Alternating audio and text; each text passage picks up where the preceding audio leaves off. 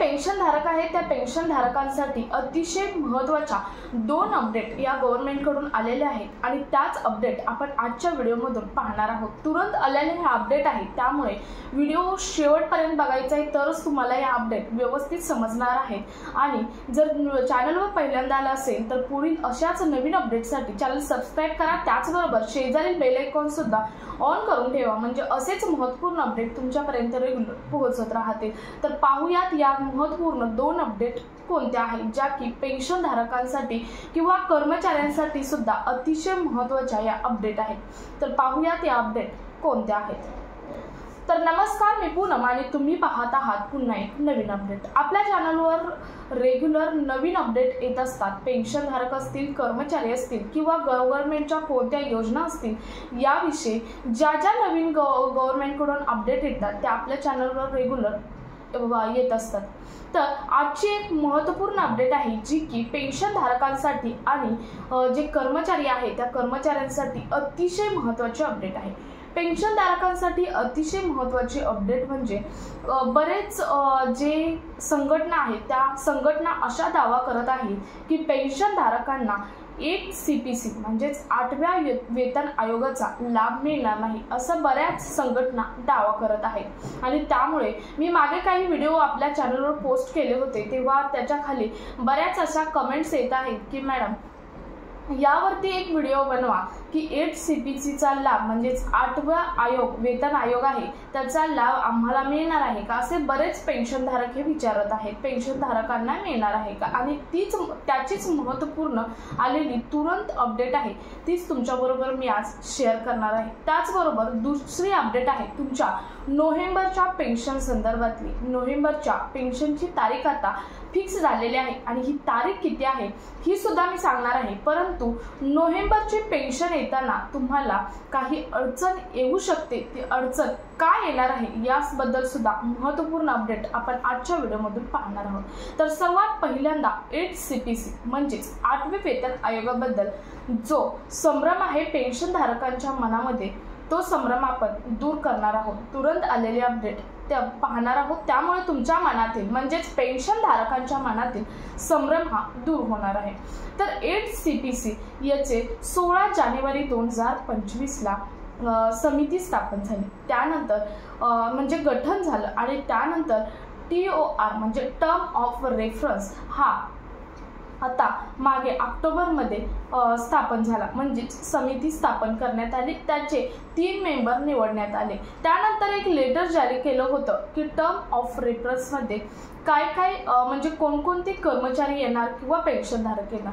तर 8वे वेतन आयोग याबद्दल मी आपल्या चॅनलवर एक व्हिडिओ पोस्ट केला होता ज्यावेळी TOR हे स्थापन झालं आणि म्हणजे टर्म ऑफ रेफरन्स हे स्थापन झालं आणि त्यानंतर एक गव्हर्नमेंट कडून एक लेटर जारी करण्यात आलं होतं। या लेटर मध्ये सांगण्यात आलं होतं की TOR म्हणजे लेटर म्हणजे परिपत्रक जाहीर करण्यात आलेलं होतं आणि यामध्ये सांगितलं होतं की TOR नक्की कुणाकोणाला लागू होणार, म्हणजे TORचं काम काय असणार आहे, म्हणजे त्यांनी कोणावरती काम करायचं आहे, म्हणजे TOR म्हणजे एक समिती आहे, त्यांनी कोणावरती काम करायचं आहे हे सुद्धा त्या परिपत्रकामध्ये सांगितलं होतं। त्यामध्ये सांगितलं होतं पेन्शन धारक होते, सेंट्रल गव्हर्नमेंटचे कर्मचारी होते, रेल्वेचे कर्मचारी होते, सैनिक होते, असे बरेच कर्मचारी सुद्धा होते वेगवेगळ्या डिपार्टमेंटचे आणि पेन्शन धारक सुद्धा त्यामध्ये पेन्शन धारकांचा उल्लेख केला होता। मग तुम्हाला आता या परिपत्रकात तर तुमचा हा मुद्दा क्लिअर झालेलाच आहे।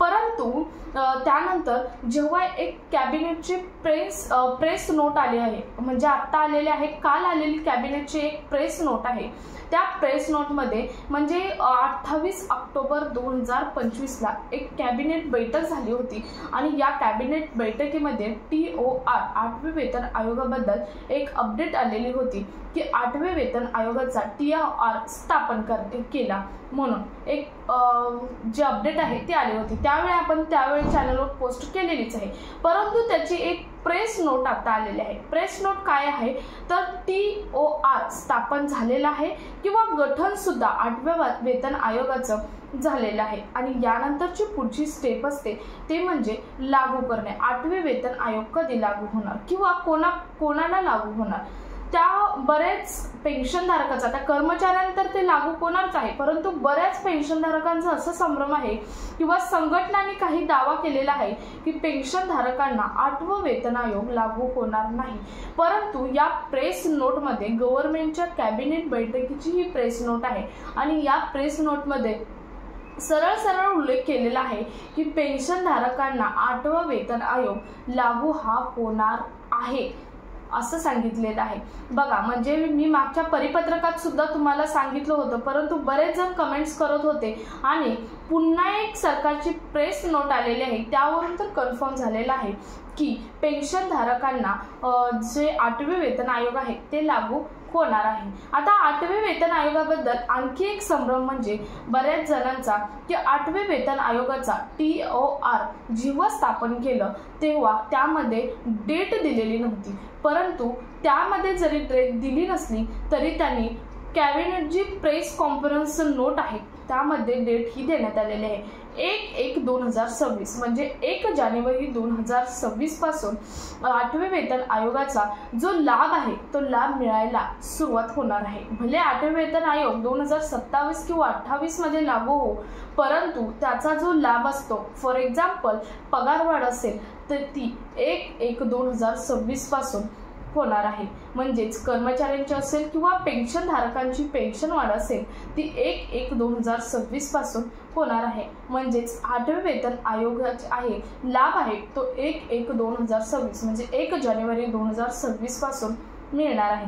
तर तुम्हाला पेन्शनधारक असतील किंवा कर्मचारी असतील, मला वाटतं एवढ्या माहितीनुसार तुमचा हा संभ्रम दूर झालेला असावा। थोडक्यात काय माहिती सांगितली तर 8वे वेतन आयोग 1/1/2026 पासून त्याचा लाभ मिळायला चालू होणार आहे आणि हा लाभ कर्मचारी आणि पेन्शनधारकांना सर्वांनाच मिळणार आहे। बऱ्याच जणांचा संभ्रम होता की पेन्शनधारकांना मिळणार नाही, तर हा संभ्रम या व्हिडिओमधून मला वाटतं दूर झालेला असावा।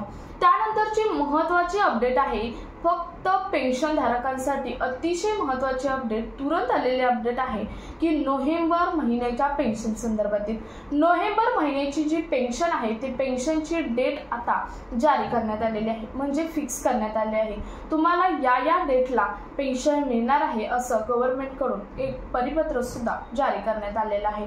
तर तुम्हाला 28 नोव्हेंबरच्या त्या 2 ते 3 दिवसामध्ये सर्वांच्या खात्यामध्ये पेन्शन ही जमा होणार आहे जे पेन्शनधारक आहेत। परंतु सर्वात महत्त्वाचे अपडेट आहे, आता पेन्शन तर जमा होतेच, परंतु त्यामध्ये सर्वात महत्त्वाचे अपडेट आहे ती म्हणजे ज्यांनी जीवन प्रमाणपत्र म्हणजेच लाईफ सर्टिफिकेट जमा केलेलं आहे त्यांनाच ही पेन्शन येणार आहे। अन्यथा ज्यांनी जमा केलेलं नाही त्यांना अडचण येऊ शकते असं सुद्धा या नोटमध्ये सांगण्यात आलेलं आहे। तर तुम्हाला समजलं असेल की ऑक्टोबर आणि नोव्हेंबरमध्ये दरवर्षी जीवन प्रमाणपत्र म्हणजेच लाईफ सर्टिफिकेट हे जमा करावं लागतं आणि दरवर्षीप्रमाणे जर तुम्ही याही वर्षी जमा केलं असेल तरच तुमची पेन्शन ही पुढे रेग्युलर राहणार आहे।